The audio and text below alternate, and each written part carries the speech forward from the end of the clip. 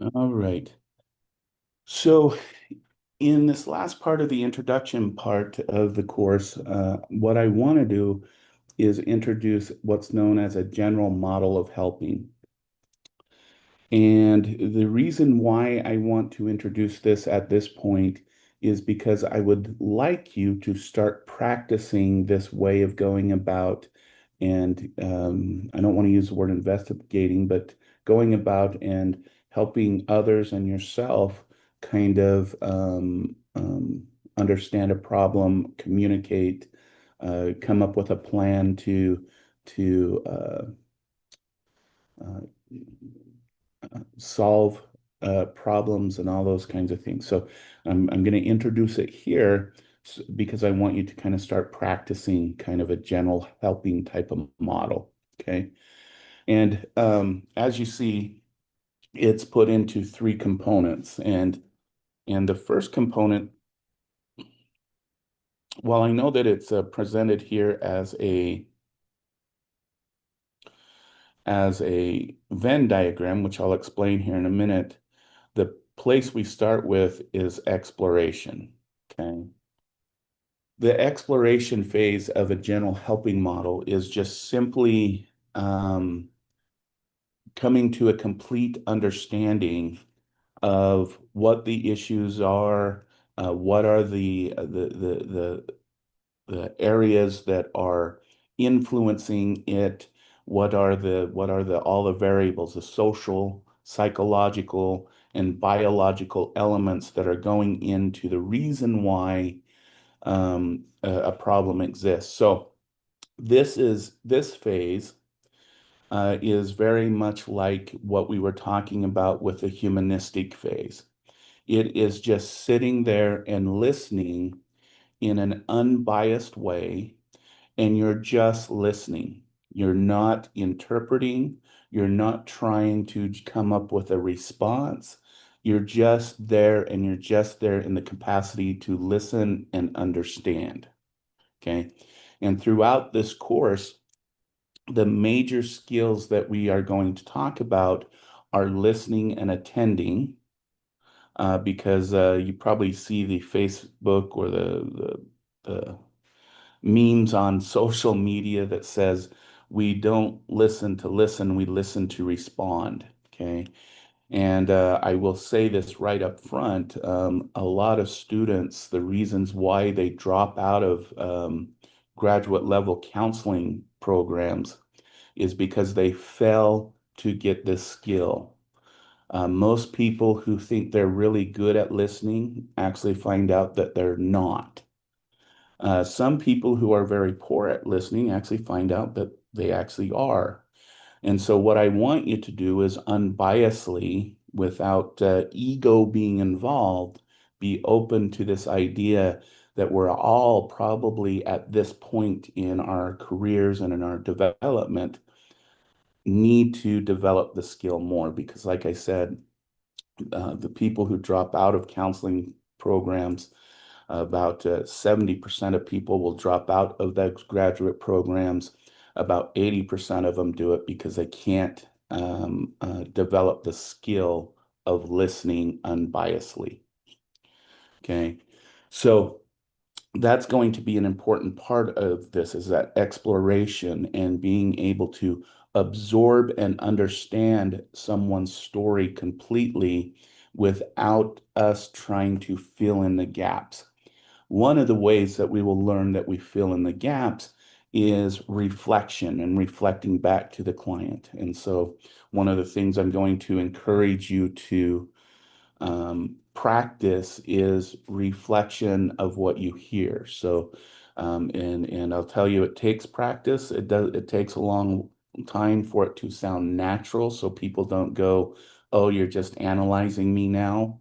So that's why I want you to practice and practice on people who are safe. But exploration is someone tells you something, and you basically say, correct me if I'm wrong, but this is what I heard you say. And you repeat back what you heard. Okay. And this way, one, it builds a relationship between you and the person. Wow, you're actually listening and you're asking if I got it right. And it empowers the person you're helping because you just give them permission to correct you. And in a lot of cases, especially individuals who are dealing with very chaotic environments, they usually come from environments where they were never allowed to correct someone for what they heard from them. They weren't allowed to correct and be clear about what they were trying to say. Okay. And it's kind of a moment of empowerment. Okay. But it also allows you as the helper to see if you really did hear what the person was saying and how they said it. So that's going to be an exploration. And it largely deals with listening, attending, and reflection. Okay. Part of the reason why this overlaps with insight and action phase is because we want to continue doing that even when we go into this insight and action phase. Okay. So we so once we understand the problem completely from the person we're trying to help, we've explored potential social reasons why, behavioral reasons why, psychological reasons why, and maybe even biological reasons why. Now we can kind of maybe create a narrative, or hopefully create a narrative of what has happened. And this is the insight phase. This is what I call the light bulb phase. Okay. This is where the client or the person you're helping has the light bulb moment and they go, "Oh my gosh, it's clear now. This is why I done what I've done," or this is this is if you're doing, for example, addiction counseling. This is where the addict goes from, "I'm not an addict," to, "Yeah, I have a problem," or, "Yeah, I am an addict," or they come to that realization. Okay. It's when a victim of relationship violence, or I should say survivor of relationship violence, goes, "Oh my gosh, these unhealthy patterns that I've come to accept contribute to what's happening in my home. This is why I keep that abuser. This is why I keep going back." And it may be for literal reasons like financial, but it's usually a combination of financial reasons, emotional reasons. I the belief that you shouldn't separate families, so cognitive reasons, and it's usually a combination, but it's kind of this light bulb moment where they go, "Oh, okay." This is then when, so the insight phase, if you'll notice, overlaps with the other two because that insight should guide action and potentially any further exploration. So the insight is going to inform the action phase, which is our number three. Action is when you and the person you help comes up with a plan to implement. Okay. And you come up with ways they can go about it and all those kinds of things. So maybe with the person who is at the point where, yes, I have an addiction problem, goes into what can I do? And so, maybe you refer them to AA, or they do relapse prevention and relapse prevention. Maybe they go to an inpatient detox. Maybe and you develop this plan of action that they can do. Now, the important part of the action phase is that the biggest mistake is that they the actions need to be something that the person can do. It shouldn't, at the action phase, it shouldn't be about changing a belief system. It shouldn't be about having a better attitude, being happier. No, those things should come from insight that I want to be happy, therefore I need to do this. or I want to be healthy attitude in order to, and so that's insight. In order to do that, I need to do action. I need to eat better. I need to stop drinking. I need to I need to do morning reflections. I need to anything that is a behavioral action that then helps create that thing that in the insight phase the person wants to achieve.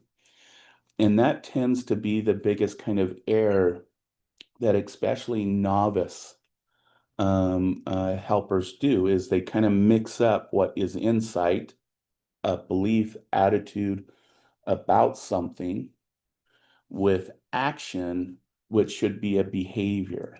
Okay. And so kind of keep those in kind of in mind because when we get to the action phase, it should be what can the person do? Um, and so something to kind of keep in mind as you go through this helping model.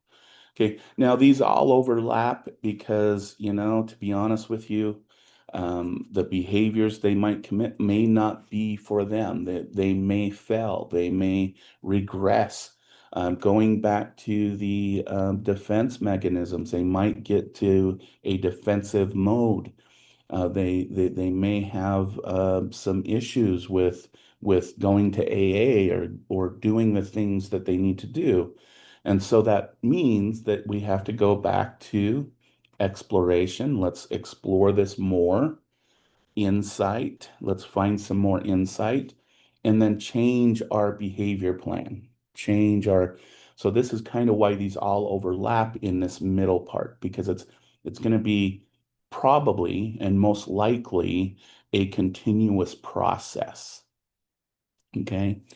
So this is kind of the general helping model that I would like you to kind of practice and kind of try on. Now, there's always I shouldn't say there are issues. You probably may modify this a little based on the community you work with, the way you communicate with communities and solve problems in the given communities and culture and that you come from, but kind of see how you can adapt this kind of idea that I listen first, I get the story, we explore the story, then we have insight to the potential causes and reasons, and then we develop a plan. Okay. So try that out and practice on it. Let me know in your reflections if it's working for you. And then we'll see how it goes. Okay. All right. So again, I want to kind of go back to something that we started on Tuesday and going back to that center focus theory. Okay. Because really, if you look at this phase right here, this is a humanistic approach, right? And this is the cognitive behavioral approach, the narrative approach, the all the treatment approach. But these two are really about building the relationship with the client, hearing their stories, and then coming up with some insights that can be drawn from the client's story. Okay. So I just kind of want to remind everybody of what kind of building that initial relationship is about, which is centered focus theory or person-centered theory. And it's again, as we talked about on Tuesday, it's guided by internal factors, not external factors. And I talked on Tuesday about how we, as counselors and as people who are helping others, we have to realize that the story that a person builds in their mind is that person's reality. That if we build the relationship correctly, non-threatening, open, that the idea that a client comes to us and will lie to us to get out of doing treatment or something else, it can be kind of um, reduced, that notion, uh, because when we build the relationship correctly, even if the client's story may be way off from what I'll use some examples, what their probation officer told us or what the court people told us. If we built that relationship correctly, that is where that client's reality is right now. And it's very useful information as a counselor to when we get into the treatment modality and we start to challenge thinking errors and bad thinking and those kinds of things. But as of in the beginning phase, it's important to collect the client's internal frame of what they feel reality is. And at the phase of exploration, it's not at that point where we need to correct them and say, wow, your probation officer said this, though. No, that can come later. That is not the point of exploration at this phase. Also, we have to avoid, and this is some of the unconscious bias or subconscious bias that guide some counselors. We need to avoid one being a social voyeur because a story is so wow and whatnot, and we want to know all of the details because of our personal curiosity. And we need to avoid being the idea that we are some type of law enforcement investigators. We're not there to collect evidence for some court hearing somewhere else. That's not our job. We're here to understand the client's reality as it exists when they come into our office. Okay. Um, and again, our goal is again in the exploration phase, where do they see them here right now, and how do they see themselves or who they think they ought to be? So we want to kind of know those things so that we know where they are at as far as congruency for the self. But also remember that we as counselors and as helpers should be looking towards this idea. And we have to do this personal examination of who I think I ought to be and who I am. And we got to come to a real understanding of who we are so that we understand our biases, our faults, and we accept them so that we can hopefully not allow them to control our helping situation. Okay. And I'll give a story about this kind of real and imagine. Well, no, I'll do that later. Never mind. So kind of think about those things as we're focusing on this client-centered idea that it's about the client, not us. So some of the kind of going into this a little bit deeper is that the first goal of the centered focus theory is that the client and helper must have a psychological contract. Okay. Yeah, sure, they sign the release, they sign the confidentiality statements and all of those kinds of things. And you go over it with them and all of those kinds of things. But you also have to have that psychological contract that you can trust them and they can trust you, and that we are here for the client, that we're here to be unbiased, not let our daily crap, as I would say, get in the way of making it so that person can heal. Because one of the difficult parts about understanding the field that we're going into or that you are in is that you are the tool. You're also the provider. And so we can't have a disconnect between those two. Okay. The client must be in a state of incongruency. Okay. Um, Meaning that when they No, it should say that there should be no of stay. Okay.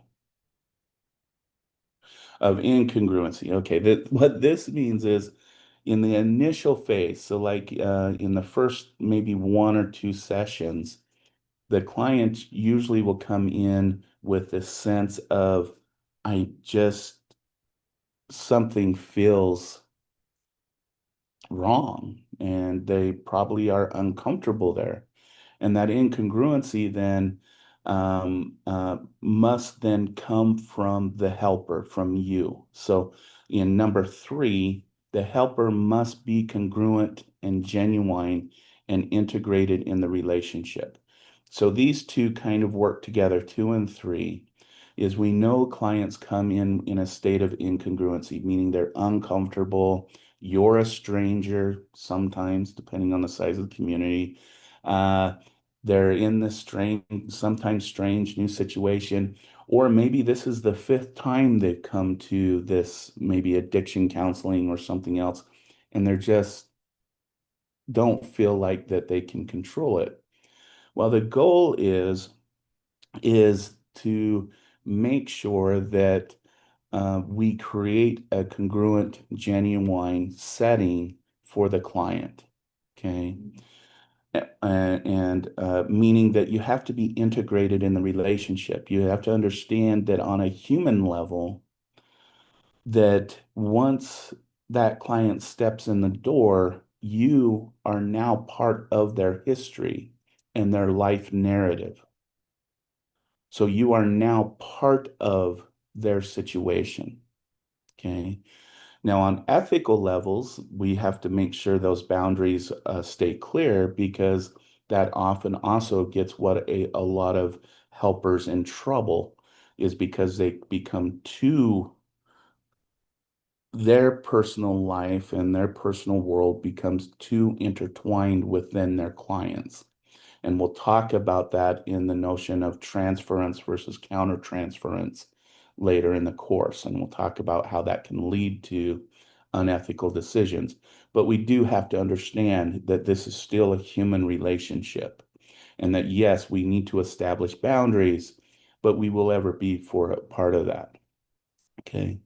The fourth part is that the helper must be show what's considered unconditional positive regard. Okay, this is the point of that I would encourage you all to kind of be work towards this idea of self-actualization, that becoming a person that completely understands who you are, your biases, and all of those things, so that you can set them outside the door and go in and provide the person with what this thing called unconditional positive regard.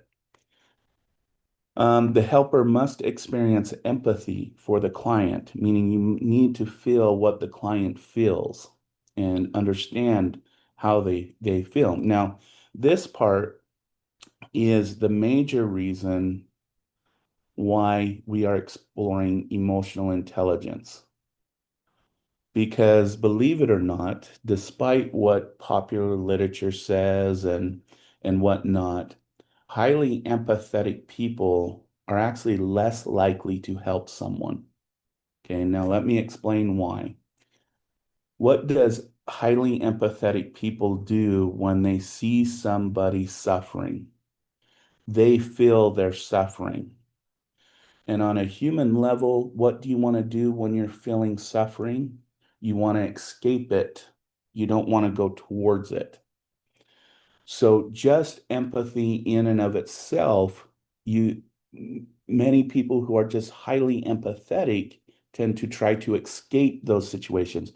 So they're less likely to enter a helping situation.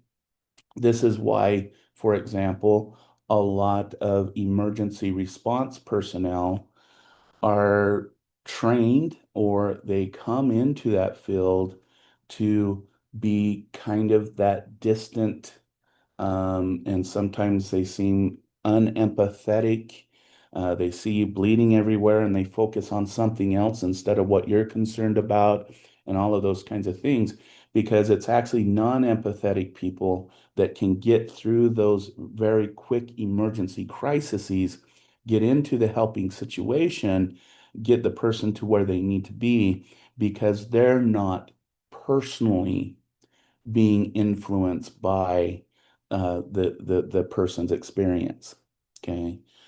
So, but we do know in our field, most people who go into counseling and therapy and social work are highly empathetic. Okay. Uh, um, but what do you have to have in order for empathy to result in helping? Okay.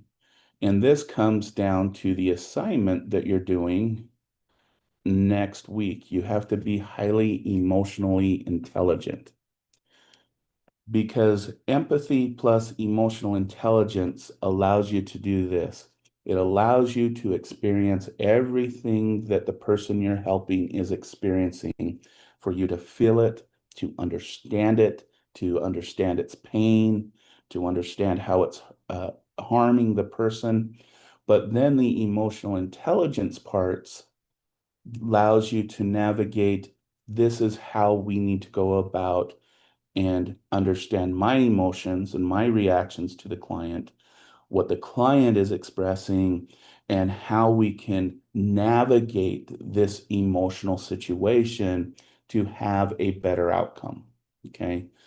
So when we speak of empathy, know that it's in the helping fields, it's empathy plus emotional intelligence equals good helping. And I will tell you that it is an important component. I've seen many well-intending service providers who were very highly empathetic, wanted to help the world, but they did not have a lot of emotional intelligence. And they ended up hurting themselves, hurting their family, hurting a whole system. You know, when I worked in the prison system, for example, there were counselors who came in and they were highly empathetic, but were kind of not so much on the emotional intelligence end. And I can remember one story that's got so emotionally integrated into one of the inmates, some of the inmates' situations, and became so emotionally attached that she started to bring contraband to them, started doing what would be inappropriate behaviors with them. And unfortunately, in that system, she ended up being one of the clients of the prison because of some of the illegal things she ended up doing in the emotional support she thought of the prisoners that she was supposed to be helping. So, very good person, very empathetic. She felt everything, but then didn't have that skill to know the boundaries, know their clients' boundaries, know how to negotiate those emotions. And it ended up being very bad for that individual. And that is just one example. Okay. So, kind of keep those kind of things in mind as you're doing that assignment. All right. So let's spend the last few minutes talking about some of these skills.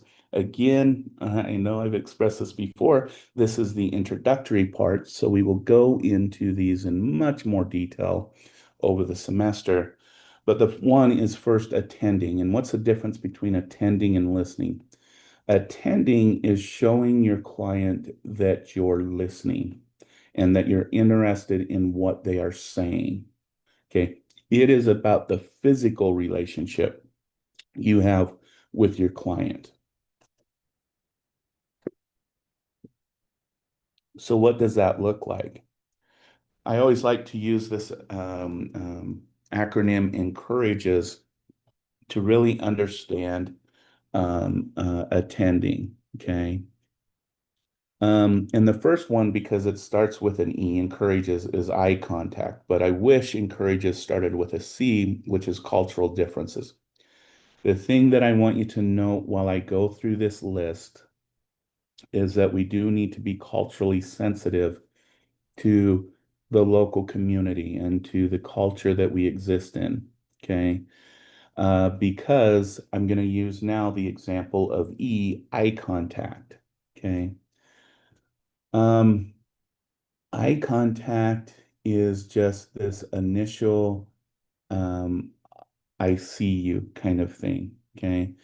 And in traditional Western counseling, we're encouraged to try and get clients to maintain some type of eye contact, even to the level where it's uncomfortable for the therapist. Okay, so yes, I did it in my early days, and then when I did supervision, I saw it as I would see new counselors and stuff, and they were so fixed on this idea that I need to maintain eye contact that they would actually the client would move their head to one area, and the therapist would move their head so that they could maintain that eye contact with them. Okay, that's not kind of how we should think about it today. Okay. Um, because in some cultures, it's not appropriate to maintain some type of eye contact. Sometimes it is both, it's for all clients. In some cultures, it may be inappropriate for a female to maintain eye contact with an authority figure, um, and or some mixture of that with gender. Okay. This is where I would encourage you to look at the community you serve and figure out what level of eye contact is appropriate within your cultural context. Okay. If you're going to work with a diverse community or a diversity of individuals, one kind of counseling trick that you can use to see if eye contact is appropriate is instead of focusing on the client's um, eyes, look at the bridge of your nose between your eyes and go up about 1 inch.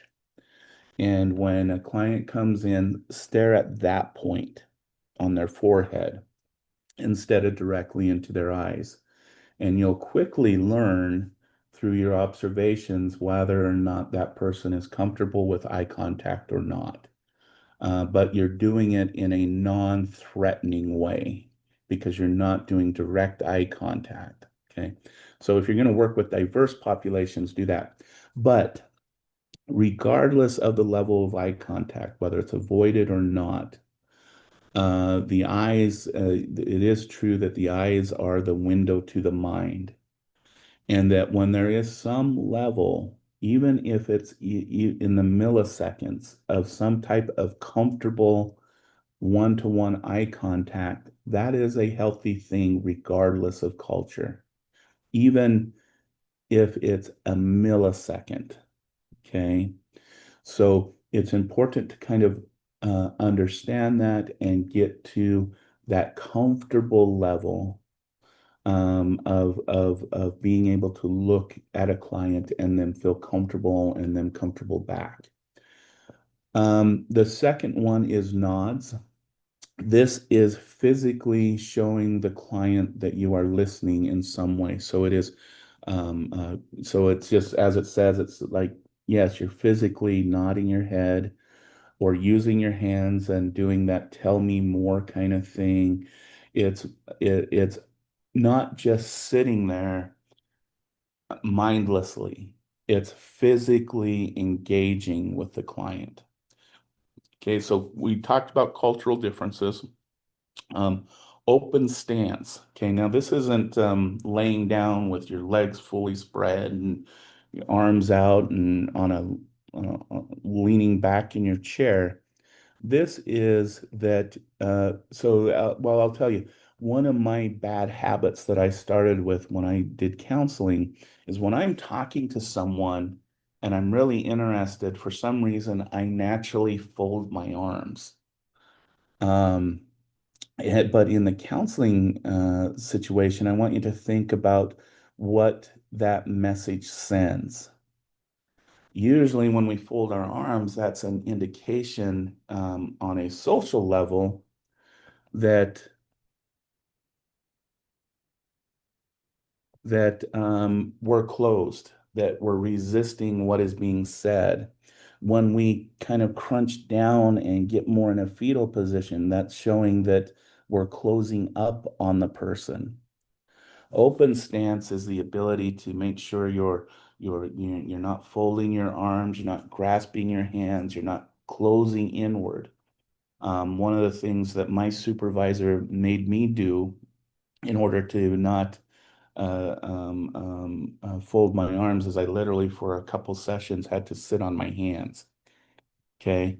Because the moment that we start closing in on a client, the moment they start to freeze up and close on us. Okay. And then the U is check for understanding. This is what I mentioned earlier about when someone tells you a story, give them permission to correct you, and then let them know what you heard them say. And again, I'm going to tell you when you practice this, practice it with safe people because for the first while, it will come out unnaturally. It will not sound like that this is a natural part of your conversation because we're not, I don't want to use the word trained from childhood to check whether we actually heard somebody correctly. We're trained from childhood to that listening is about listening what I hear and providing an answer. So checking for understanding is important. The next one is relax. Uh, do some deep breathing if you're nervous or something. Just try to not be tense and nervous. And for some of us, that takes a lot of practice. For some of us, it comes natural, but relax. Um, avoid distractions, distracting behaviors. Probably one of the most common is the pin in the hand or the writing of a note or the shaking of a leg. But the other part, well, no, but the other part when we get to S, space appropriately and avoid distracting behaviors. We're going to talk about that here in just a minute about the environment and distracting environment. G is grammatical style. What this means is that we want to match where the client is grammatically and in their use of language and use of words. This usually means not using all our colloquials that we do in counseling and psychology and therapy, such as cognitive behavioral therapy, or it sounds like you're going through a repressive state of being.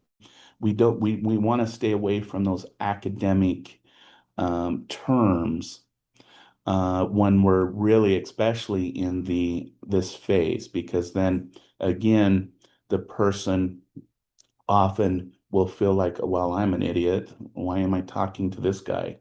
And they can become closed to it. So be careful of your grammatical style and meet your client where they are grammatically and the words that we use. Okay. And then ears, of course, are listen, which is going to be the listening skills that we need to use. And then S is space appropriately. Okay. So what I used to do is I used to have my office set up to where, especially for at least the first 3 sessions, I always had the client enter my office first, and I would stand at the doorway and I would say, sit wherever you feel comfortable. Okay. And I usually had a couple type of setups. One, I had it where an object could be between me and the client. So I would have my, for example, a desk where I could sit and the client could sit on opposite sides. I made it so that our space between each other was a distance, but there were no barriers. Or I had an option where we could sit at a 45-degree angle, or we could sit directly towards each other. Okay. Why did I do that? Because one, clients need to feel like they're safe. And by giving them that choice of where they want to sit and be, allows them to have that safety and that empowerment. Two, you can use it as a therapeutic indicator. Okay. So, of course, because I'm male and a lot of the clients initially worked with were female and they were victims of abuse, usually from a male, the starting point was usually always the barrier with the desk. Completely understandable why.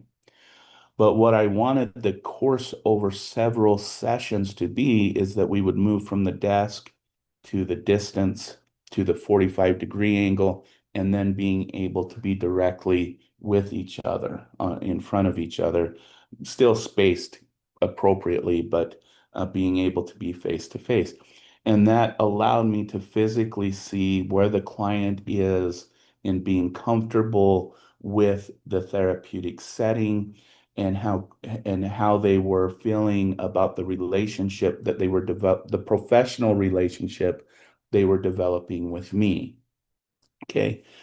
In the group setting, if you're able to do this, if you have control over the group room, a lot of times what I used to do and what is recommended in the literature is that you have the chairs stacked up, and when the group members come in, ask them to set up the chairs. You can put it how you want, either set it up in a circle or set it up like a class. However, you think that it needs to be dependent upon the way your group is structured. But I used to come in, I used to like to do the whole, chairs in a circle. And I would ask the client, the group members when they came in, take a chair. We want to do a semicircle or we want to do a full circle. But what this allowed the group members to be, and what it allowed me to do, is one, some group members would kind of space their chairs more. Some would set their chairs more out. Some would set their chairs more in. Some would set their chairs behind someone else sometimes. And again, what this allowed them to do is be where they're comfortable initially, but it then allowed me to physically see where the clients were in their comfort in being in that group. And then what I hope happened over the group is that the circle became more circular and the spacing between the seats became more uniform, because that meant that the group was being integrated, everyone was feeling comfortable, and we could then go about really getting to the business of the group setting. Okay. So those are, again, when it comes to attending, these are all kind of things to consider as you move forward. Okay. Let me, okay. And then the last part I want to hit on just very quickly, because again, we will be going into this in a lot of depth. And I just want to mention it again here so that you kind of start practicing, is listening. And again, I will tell you, this is the major number one reason why people who go and get their master's in counseling end up dropping out within the first year. Okay. Is capturing and understanding the message. And this is the most difficult component of helping relationships due to our human biases, perceptions, our stereotypes. And I'm going to give an example, just really quick to kind of finish up class today. Is when I was working in the field of relationship violence, the majority of survivors that I saw were women. In fact, I would say during that time, Um, Probably 98, 99% of the people that walked through my door were women. And so, because of this, and because the majority of the individuals who were the offenders of them were men, I had huge biases and huge stereotypes about men, especially men who claimed that they were survivors and victims of domestic abuse. And so, in my initial experience working with men, they would come in and they would start telling me the stories of what happened to them. And instead of listening, I tried to start to look for holes in their story. I tried to counterprove that they were the victim slash survivor and that in some way they had to be the abuser. There's no way in a this type of relationship and based on my quote unquote professional experience that he is possibly a victim of survivor of relationship violence. And in the beginning phases of me in that field, it was an issue for me. In fact, quite a while, my supervisors assigned male survivors to other providers. Um, and so I had to go through a growth process. I had to go through more supervision and more training to overcome those human biases and perceptions. Okay. Now, this one, in my case, I think was probably very pretty clear cut that those biases and perceptions and stereotypes were there. That's why I tell this story because I hope it's kind of one of those clear cut examples of what that came from. But what I would encourage you to do over this course of this course, is really take a deep dive into the people you want to serve and the potential conscious, unconscious, subconscious biases and stereotypes that you may have that would inhibit you from truly listening to what the people you're there to help are really trying to say. And we will do that kind of exploration in much more detail as we move along in the course. Okay, so I am going to stop our sharing because that finished.